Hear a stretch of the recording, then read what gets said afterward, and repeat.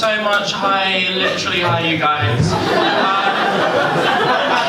Before I start, I just want to say, like, straight off the bat, obsessed to be here at Wolfson College. My favourite college.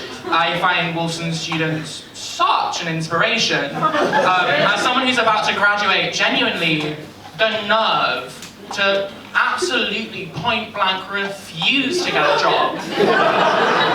That's incredible to me, to conscientiously object to participating in adulthood. Oh my god, I love that. The world was like, you know, you have to go out there and get paid, and you were like, I do not cave to peer pressure. Which is so brave, and I love it. I love that so much. I, for one, hope that I spend my late 20s continuing to pay to live in what is essentially a fancy prison. No, gorgeous building. What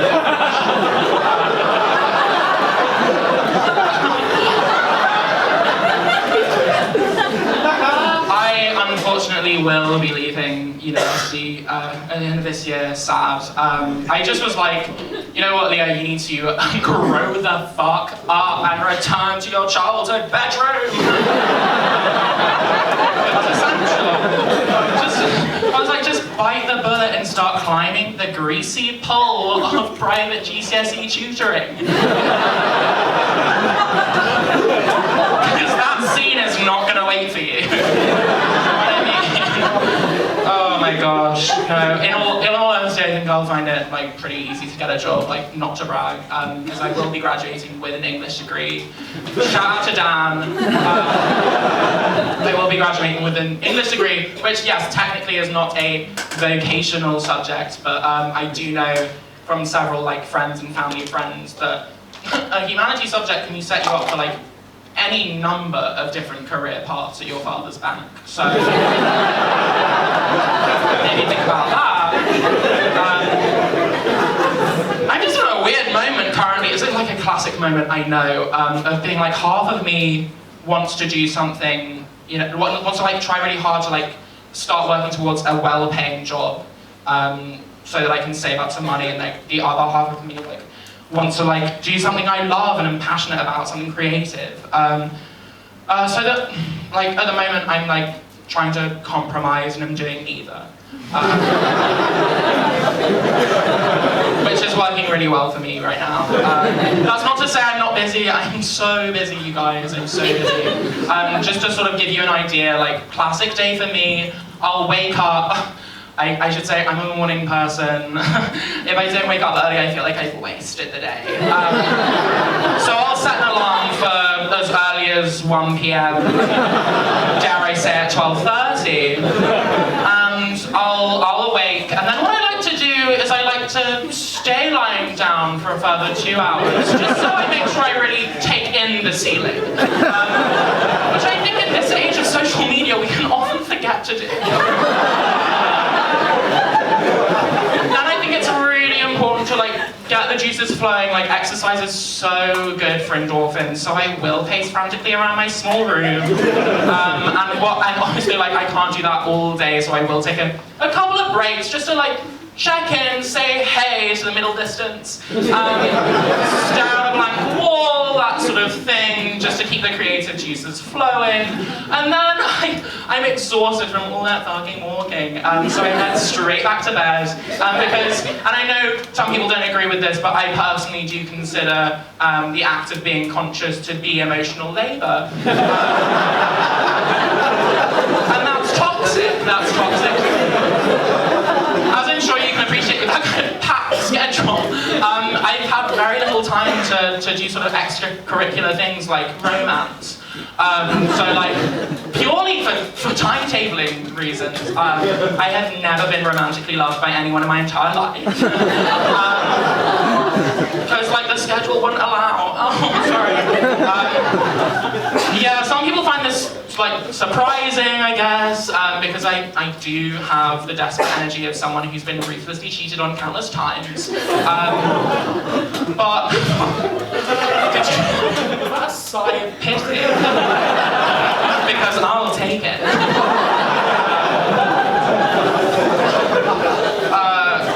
Yeah, so, but like those sort of classic romantic experiences necessarily. We all know how the classic story goes, you know, like boy meets girl, they fall in love, boy's dad hires older academic apprentice, boy ditches girl for him, boy comes in peach,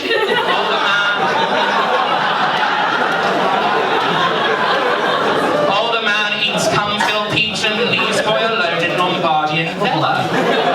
Yeah, we've heard it 1,000 times, but real life isn't like that. And I learned that the hard way. No one ate my spath peach. Apart from flies, and even they didn't arrive for like 2 to 3 weeks. I had fun like thinking about like why has no one like made the artistic decision to love me?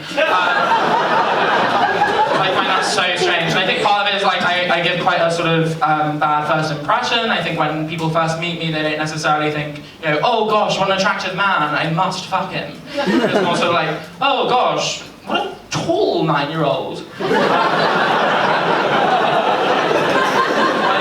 I wonder exactly why he's crying. It's like a fun dynamic. I think also, like, having those sort of classic romantic experiences is different when you're queer. Yes, I am queer, which until this point I thought was like my brand, but like, according to this lineup, it's now boring. So sad. Should I be straight? What is going on? No, I am queer, so that answers the question, like, why is he speaking like this? I am queer, and I think it's harder to have those, like, classic romance experiences when you're queer, like, because often, like, in that, like coming of age period, like, queerness isn't even romantic at all. Like, I remember at school in year 7, one of the boys in my class once told me that if you raise up your hand to your face, and your hand is bigger than your face, you're gay and you have cancer. And when he said that to me, I was like, what? That's insane. That is crazy that our bodies have evolved to do that. It's like modern medicine is fine, but like sometimes your body has a way of telling you something's wrong. So I did it. I raised my hand to my face. I raised it up, and it was bigger than my face. And I was like, oh my gosh! In that moment, I had to deal with such an intense double diagnosis because simultaneously it was like, well, maybe I have like weeks left to live, but like I have to spend those weeks, I guess, fucking as many dudes as possible. I'm 11. Intense. And then as I was thinking that, the boy hit my hand into my own face and then ran away laughing. I was so embarrassed. I cannot tell. I was so humiliated. And also I was just like, what a low thing to do to someone who has just found out they have cancer. Kick me while I'm down with it. Gross, it's so gross. I'm gonna leave in a second, but before I do, I just want to say, like, such a privilege to be here. So exciting to be doing comedy as a young person right now. Because, like, honestly, like, who knows what the future will bring in this cultural moment in which we live. Like, right now, I guess, being a successful comedian means, like, being on Live at the Apollo, like, being on TV or whatever, but, like, in 10 to 15 years, like, being a successful comedian might mean, like, I don't know, like being the court jester to whatever Instagram influencer manages to seize control of the most water.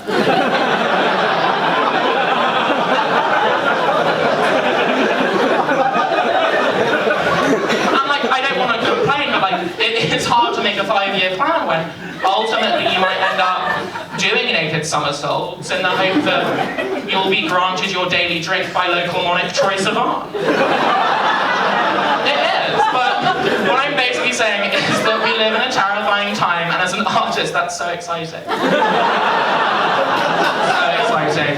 And just like one serious note before I leave, like, I just want to say, like, genuinely honoured to be performing in a comedy show. I think that now more than ever, it's been said before, but now more than ever, comedy is so important, and I think in this increasingly dangerous political, like economic, social era, I give more and more thanks every day to the brave men and women who continue to experiment with joke structures. Like, thank you guys. And I think that, not to get emotional, but I'm moved as a Jewish man, like thinking that, thank you. Thank you, because you're dying out. And we might be too.